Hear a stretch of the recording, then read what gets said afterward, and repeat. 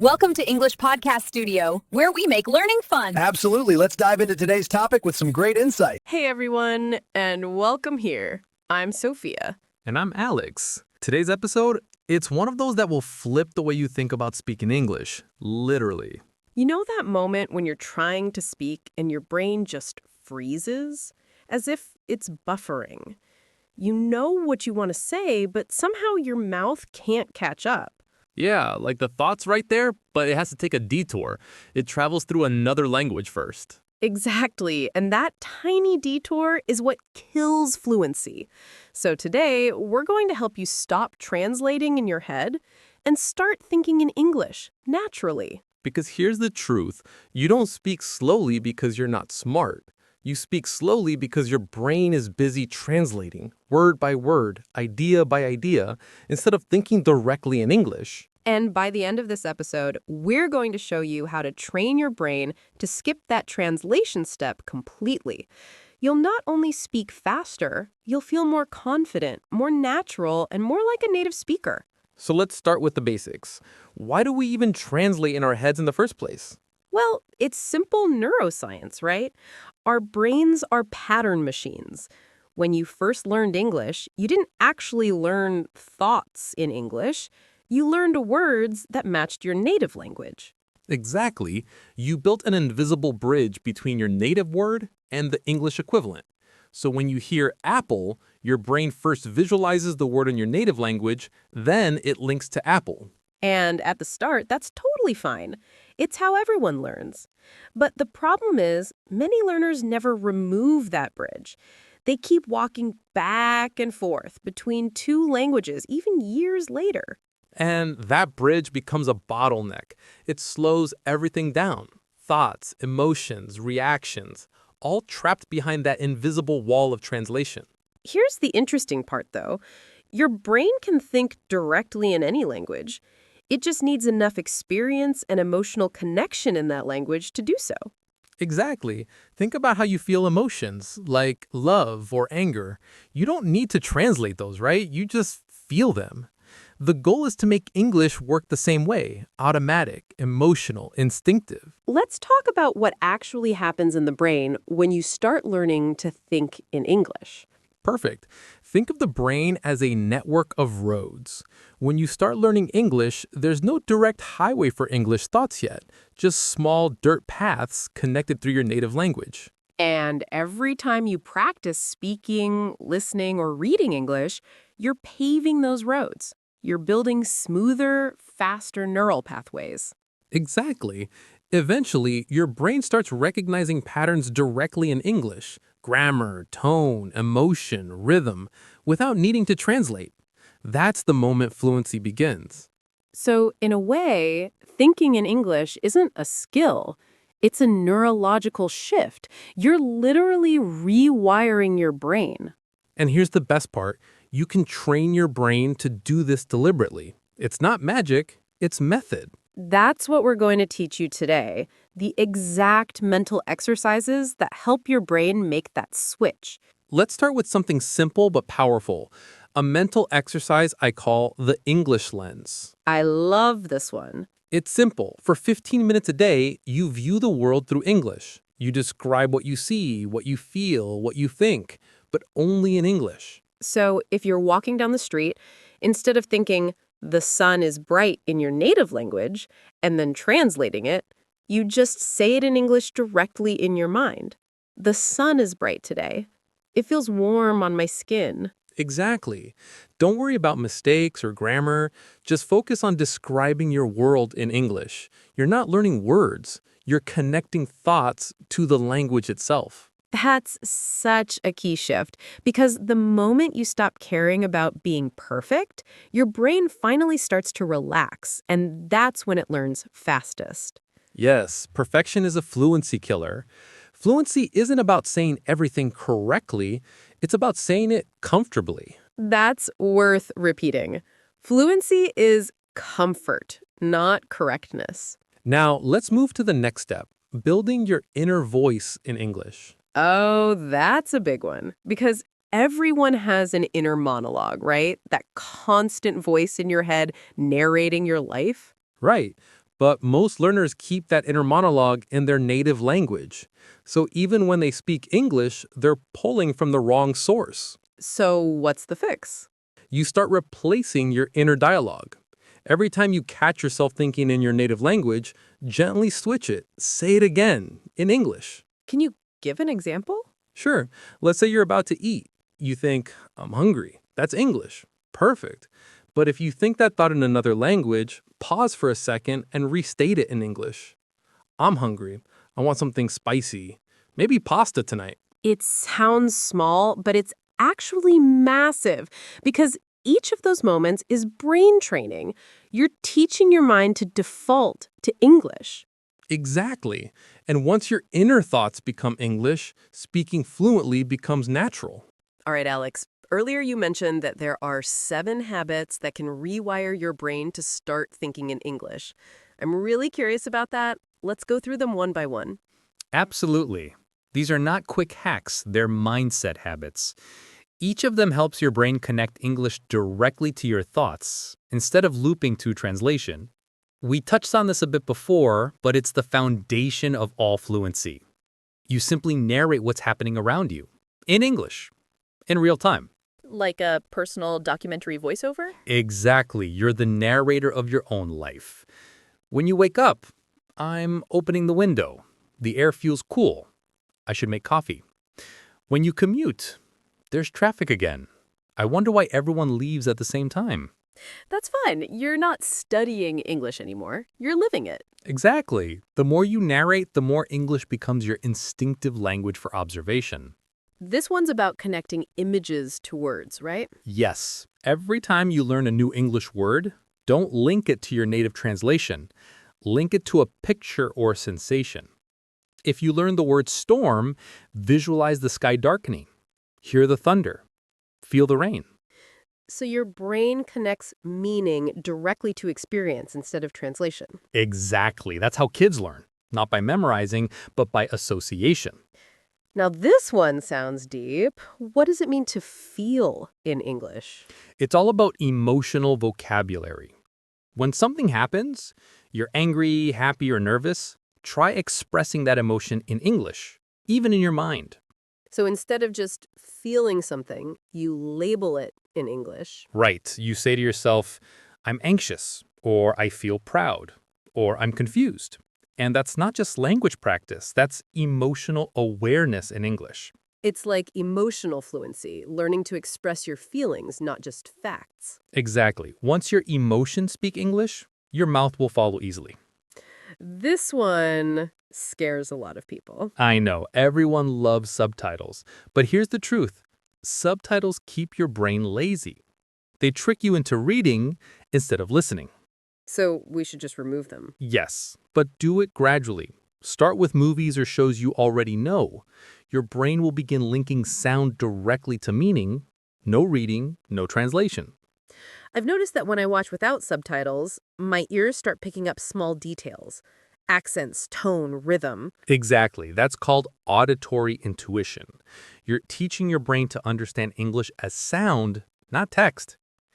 This one's obvious, but often ignored. Right. The more English you surround yourself with, podcasts, YouTube videos, conversations, the faster your brain adapts. It's called linguistic immersion.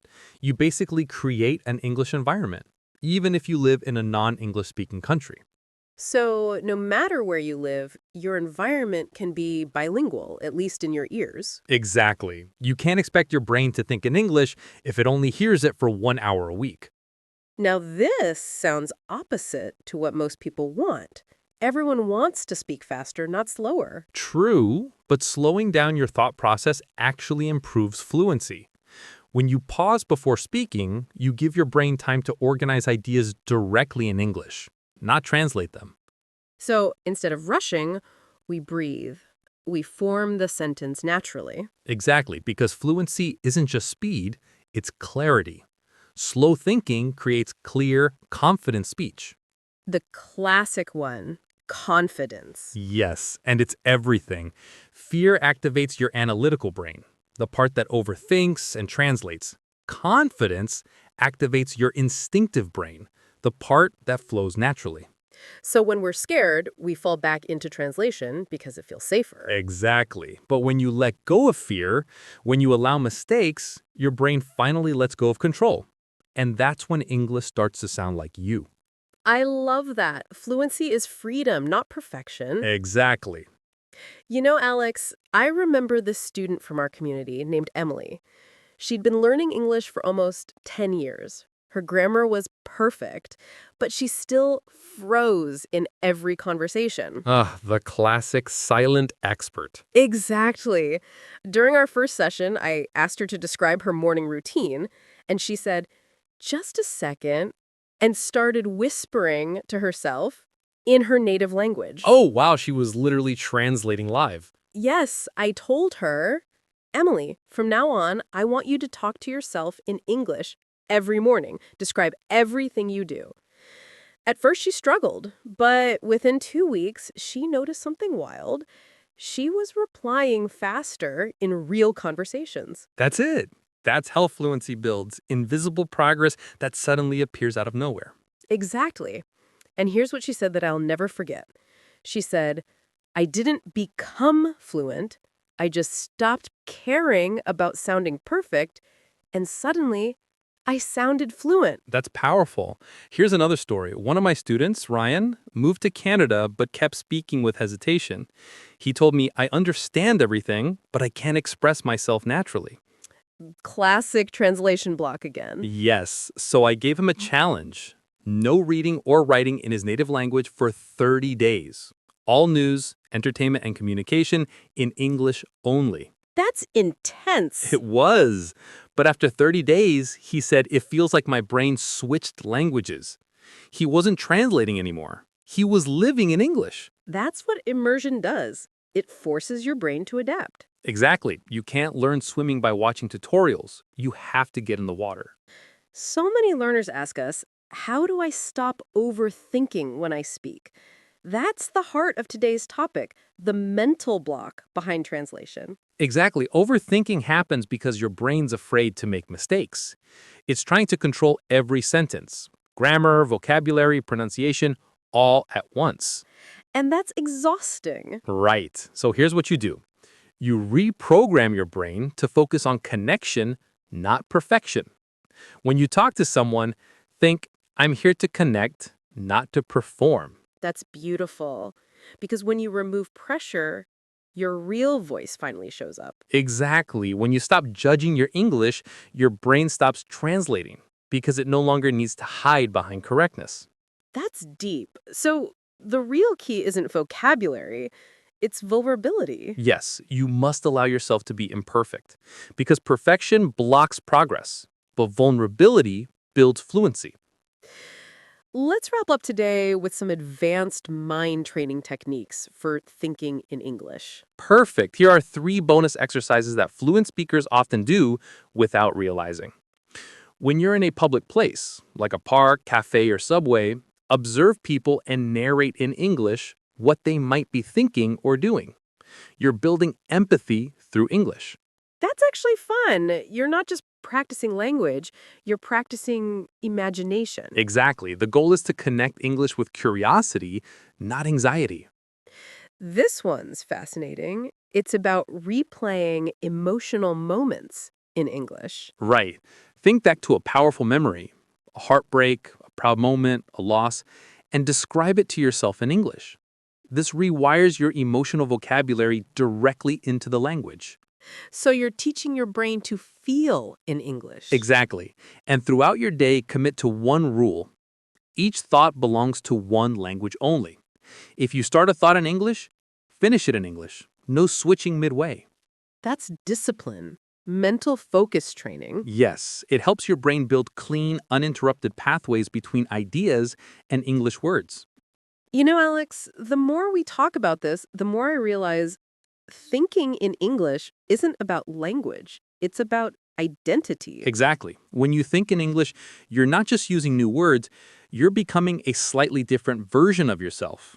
A more expressive, confident, and open version. That's the magic of language. It doesn't just change how you speak, it changes how you think. You know, Sophia, every time we talk about language learning, I realize something simple but powerful. Fluency isn't about how much you know. It's about how free you feel when you use what you know. Exactly.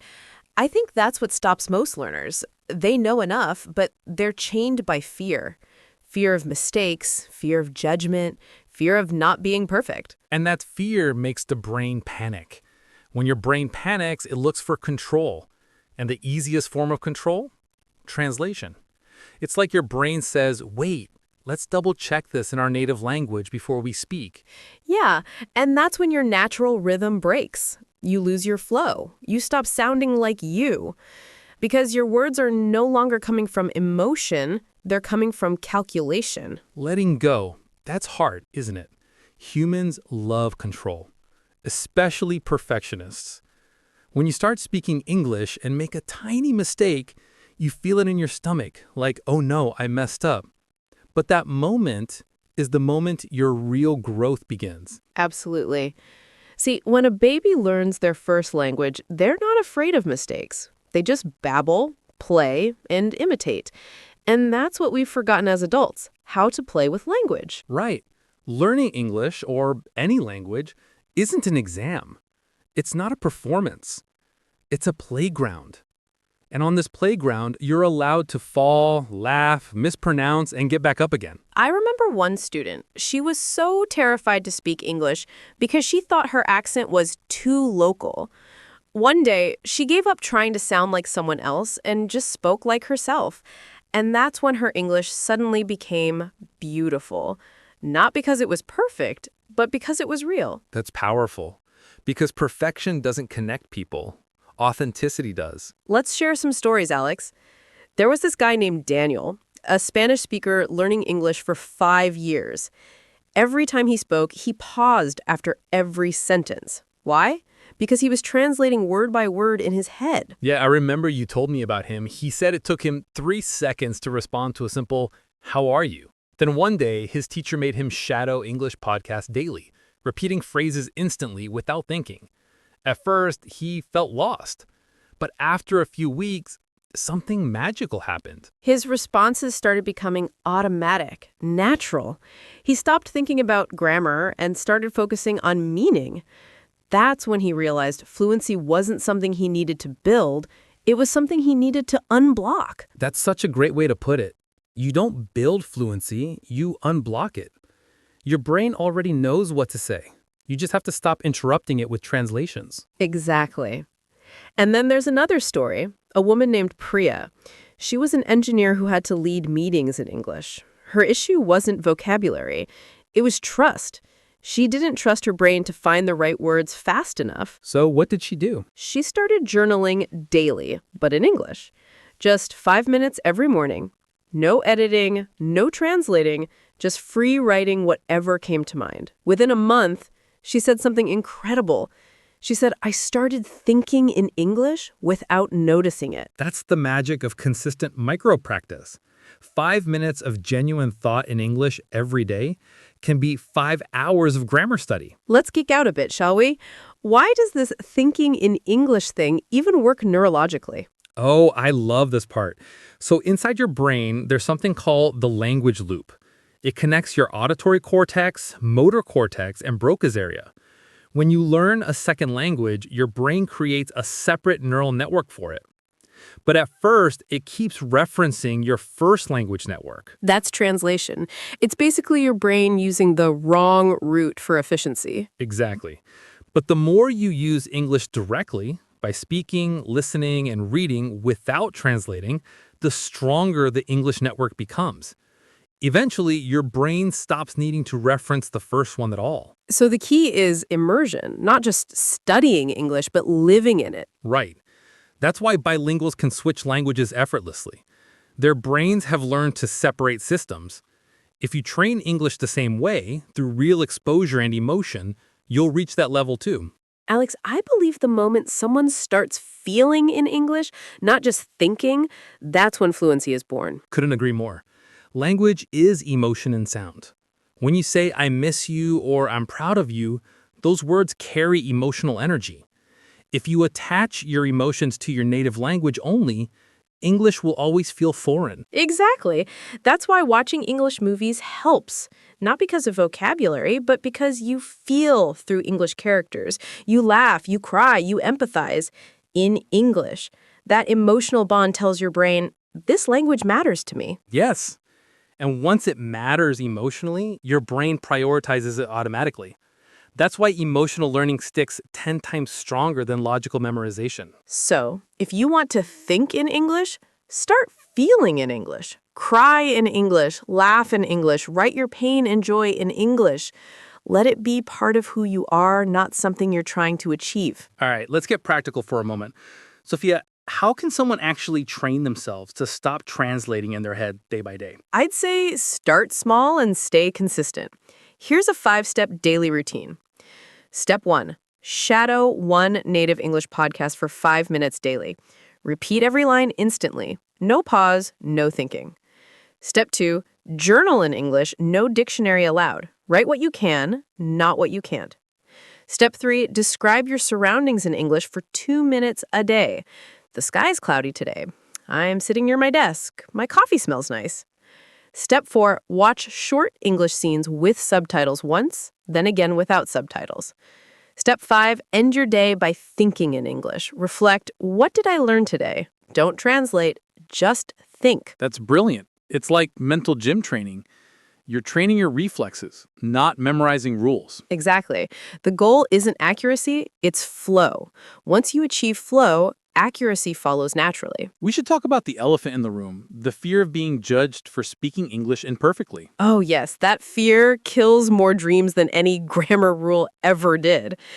People stop themselves from practicing because they think others will laugh. And that's tragic, because every fluent speaker you admire, every YouTuber, every teacher, they all started with broken sentences. You know what I tell my students? If someone laughs at your English, it means they've already forgotten what learning feels like. Beautifully said. Confidence isn't speaking perfectly. Confidence is speaking even when you're not perfect. Yes. And once you break that fear barrier, once you speak despite the butterflies, something amazing happens. Your voice starts to sound stronger, more natural, more you. So, Sophia, if you could give one final piece of advice to anyone struggling with translation in their head, what would it be? Trust the process. Your brain is smarter than you think. If you keep exposing yourself to English, your brain will adapt. You don't have to force fluency, you have to allow it. That's powerful. You don't need to chase English. Just live with it, surround yourself with it, love it. One day you'll wake up and realize you're not translating anymore. You're thinking. Exactly. And that's when you'll smile and say, finally, English feels like mine. If you're listening to this right now, remember you're not behind, you're not slow, you're not less capable. You're simply in progress. And progress is beautiful because progress means you're trying. And every time you try, your brain rewires, your confidence grows, and your English becomes a reflection of you. Don't rush it. Don't overthink it. Just live it. Speak. Listen. Feel. Repeat. That's how you stop translating in your head and start thinking in English naturally. We're proud of you, truly. And if nobody's told you today, you're doing great. Keep going. Until next time, stay confident, stay curious, and keep your mind open to English. And remember, the goal isn't perfection, it's connection. We'll meet you in our next video. Stay connected with us for more updates. Don't forget to subscribe our channel. Goodbye. Goodbye.